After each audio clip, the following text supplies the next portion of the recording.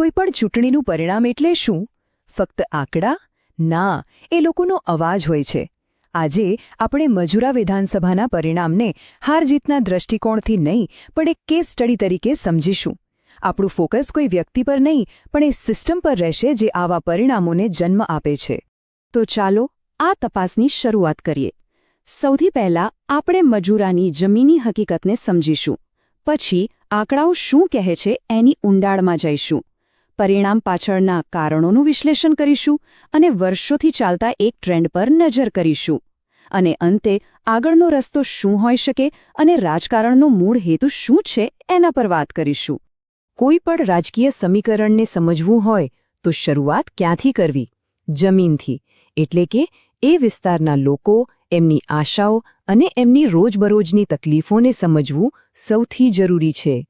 મજૂરા એટલે સુરત શહેરનું ધમધમતું આર્થિક હૃદય. આ વિસ્તારની ઓળખ એના હીરા અને કાપડના ઉદ્યોગથી છે. આ માત્ર એક ભૌગોલિક જગ્યા નથી, પણ લાખો લોકોની રોજીરોટીનું કેન્દ્ર છે, જ્યાં મહેનત અને વેપારની સુગંધ હવામાં ભળેલી છે. તો અહીં કોણ રહે છે? કેવા લોકો છે? જુઓ, આ એક શહેરી વિસ્તાર છે, જેમાં બહુમતી હિન્દુ વસ્તીની છે. પણ અહીં વેપાર અને નોકરી માટે આવેલા અલગ-અલગ સમુદાયના લોકો પણ વસે છે. આ જ મિશ્રણ એને એક કોસ્મોપોલિટન ઓળખ આપે છે, જ્યાં વેપારીઓ, કારીગરો અને પ્રોફેશનલ્સ બધા જ સાથે મળીને રહે છે. પણ આ બધા લોકોની રોજિંદી જિંદગીમાં ચાલે છે શું? એમની મુખ્ય ચિંતાઓ કઈ છે? સૌથી પહેલાં તો મોંઘવારી, જે દરેક ઘરનું બજેટ ખોરવી નાખે છે. પછી આવે છે એક સ્થિર અને ગૌરવપૂર્ણ નોકરીની શોધ. અને હા, સારી શહેરી સુવિધાઓ, જેમ કે ચોખ્ખું પાણી અને સારા રસ્તા. આ કોઈ મોટી રાજકીય માંગણીઓ નથી, બલકે એક ગૌરવપૂર્ણ જીવન જીવવાનો અધિકાર છે, જેની ખાતરી આપણો દેશ અને આપણું બંધારણ આપે છે. ચાલો, હવે વાત કરીએ એ આંકડાઓની જેણે આખી વાર્તા કહી દીધી. આ આંકડા મતદારોનો એવો સ્પષ્ટ ચુકાદો છે, જેની પાછળનો સંદેશ સમજવો ખૂબ જ જરૂરી છે. એક આંકડો 81.97%. આ 2022ની ચૂંટણીમાં ભાજપના ઉમેદવારને મળેલા મતની ટકાવારી છે. જરા વિચારો, લગભગ 82% વોટ શેર. આ માત્ર એક જીત નથી, આ એક પ્રચંડ જનાદેશ છે. આ શું બતાવે છે? આ ચાર્ટ જુઓ. આખી સ્પર્ધા એક જ નજરમાં સ્પષ્ટ થઈ જાય છે. એક તરફ છે 82%ની નજીક પહોંચેલો સત્તાધારી પક્ષ, બીજી તરફ આમ આદમી પાર્ટી લગભગ 10% મત સાથે એક નવા ખેલાડી તરીકે ઉભરી, અને કોંગ્રેસ જે ફક્ત 6%થી પણ ઓછા મતોમાં સમેટાઈ ગઈ. આ વિભાજન ઘણું બધું કહી જાય છે. અને જીતનું માર્જિન 1,16,675 મત.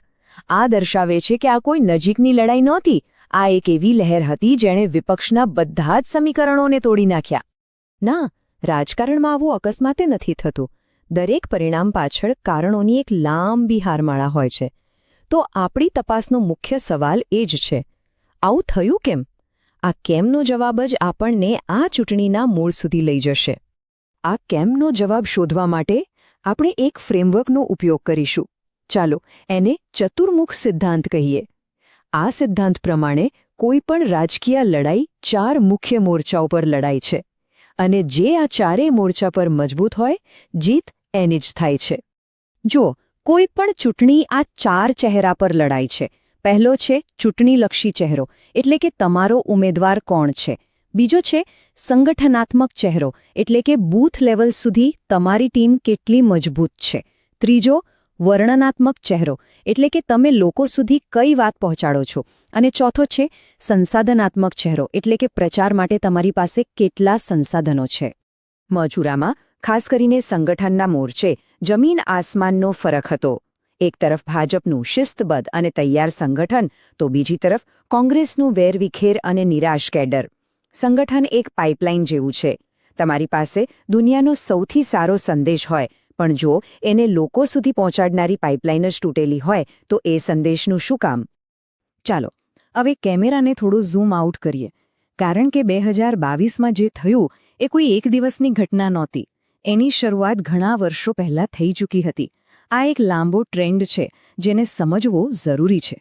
આ આંકડા ઉપર એક નજર નાખો. 2009માં કોંગ્રેસ પાસે લગભગ 38% મત હતા. 2022 આવતા એ ઘટીને ફક્ત 6%થી પણ ઓછા થઈ ગયા. બીજી તરફ ભાજપનો વોટ શેર 56%થી સતત વધીને 82% સુધી પહોંચી ગયો. આ આંકડા એક સ્પષ્ટ કહાણી કહી રહ્યા છે.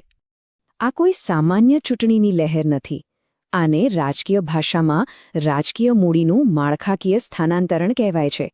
આનો સીધો અર્થ એ છે કે વર્ષોથી મતદારોનો વિશ્વાસ ધીમે ધીમે પણ પાકી રીતે એક પક્ષમાંથી બીજા પક્ષ તરફ ખસતો ગયો અને બંને વચ્ચેનું અંતર એક નાની નદીમાંથી એક મોટી ખાઈમાં ફેરવાઈ ગયું. પણ આ આખી વાર્તામાં એક નવો વળાંક છે. આમ આદમી પાર્ટીને મળેલા 10% મત. આ એવા મતદારો છે જે કદાચ સત્તાધારી પક્ષથી નારાજ છે, પણ એમને પરંપરાગત વિપક્ષમાં કોઈ વિકલ્પ નથી દેખાઈ રહ્યો. આ એક ખાલી જગ્યાનો સંકેત છે જે ભવિષ્યમાં કોઈ પણ ભરી શકે છે. તો સવાલ એ છે કે શું આ ખાઈ પૂરી શકાય? શું વિપક્ષ માટે વાપસીનો કોઈ રસ્તો છે? ચાલો હવે આપણે નિદાનથી આગળ વધીને એક સંભવિત બ્લુપ્રિન્ટ પર નજર કરીએ કે એક સ્પર્ધાત્મક વિકલ્પ કેવી રીતે બનાવી શકાય. પુનરુત્થાન રાતોરાત નથી થતો. એના માટે એક ચોક્કસ યોજના જોઈએ, જેમ કે આ 90 દિવસની સીડી. પહેલા 30 દિવસ લોકોની વચ્ચે જાઓ, એમને સાંભળો અને બૂથ સ્તરે સંગઠનને ફરીથી મજબૂત કરો. પછીના 30 દિવસ લોકોના મુદ્દાઓ પર એક ચોક્કસ ઢંઢેરો બનાવીને ઘરે ઘરે સંપર્ક કરો અને છેલ્લા 30 દિવસમાં સત્તાધારી પક્ષના કામ સામે પોતાનો પ્લાન મૂકીને ડિજિટલ પ્રચારને વેગ આપો. પણ યોજના ગમે તેટલી સારી હોય, એને અમલમાં મૂકવા માટે એક સાચો ચહેરો જોઈએ. તો મજૂરા માટે કેવો ઉમેદવાર ચાલે? કોઈ એવો જે સમાજના દરેક વર્ગ સાથે જોડાયેલો હોય, અથવા કોઈ યુવા ટેકનોક્રેટ જે નવી સમસ્યાઓના નવા ઉકેલ લાવી શકે, કોઈ એવો જે સિસ્ટમની ખામીઓ સામે લડી શકે, અથવા કોઈ એવો જે જમીન પર લોકોને એકજૂટ કરી શકે. અને છેલ્લે આપણે આ બધી ચૂંટણીની વ્યૂહરચનાઓથી પર જઈને એક મૂળભૂત વાત સમજવી પડશે. રાજકારણનો અસલી હેતુ સત્તા મેળવવાનો નથી, પણ જવાબદારી અને સન્માન સાથે લોકોની સેવા કરવાનો છે. આજકાલ લડાઈનું મેદાન પણ બદલાઈ ગયું છે. હવે ખરી લડાઈ તો વોટ્સએપ અને ઇન્સ્ટાગ્રામ પર થાય છે. આ માધ્યમો લોકો સુધી પહોંચવા માટે ખૂબ જ શક્તિશાળી છે. પણ યાદ રાખો, આ તાકાત સાથે જવાબદારી પણ આવે છે. ભારતના DPDP કાયદા હેઠળ દરેક નાગરિકની પ્રાઇવસી અને ડેટાનું સન્માન કરવું એ સૌની નૈતિક અને કાનૂની ફરજ છે. આ સંદર્ભમાં સ્રોતનો આ સંદેશ ખૂબ જ અર્થપૂર્ણ અને શક્તિશાળી છે. વોટ તાકાતો કો, ન દબાવ કો. આનો અર્થ એ છે કે મત કોઈ દબાવને નહીં પણ પોતાની તાકાતને આપવો જોઈએ. એવી તાકાત જે જવાબદાર નેતૃત્વમાંથી આવે છે.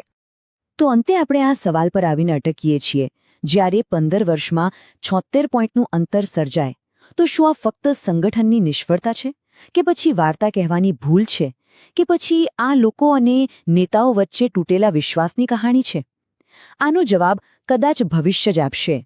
જો તમે જનકેન્દ્રિત નેતા બનવા અને તમારા મત વિસ્તારનો ઉત્કર્ષ કરવા માંગતા હો, તો blueprintstrategies.ai પર mg@blueprintstrategies.ai પર સંપર્ક કરો અથવા 804-204-1602 પર કોલ કરો.